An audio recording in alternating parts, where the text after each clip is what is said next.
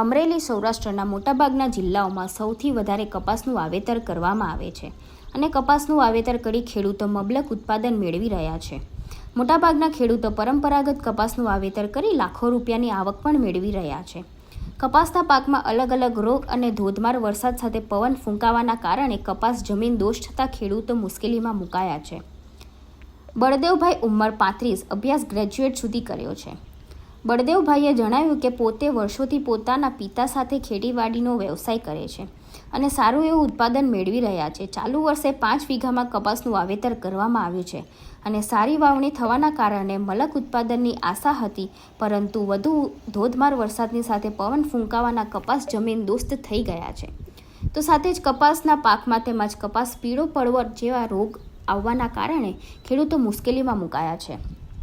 બળદેવભાઈએ વધુમાં જણાવ્યું કે પોતે પરંપરાગત ખેતી કરી લાખો રૂપિયાની કમાણી કરી છે અને કપાસનું વાવેતર હાલ 55 થી 60 દિવસ થયા છે અને મબલક ઉત્પાદનની આશા હતી, પરંતુ વરસાદની સાથે પવન ફૂંકાવાથી કપાસ આડા પડી ગયા છે અને કપાસમાં લાગેલા છાપા તેમજ ઝીંડવા જમીનમાં ખરી પડ્યા છે.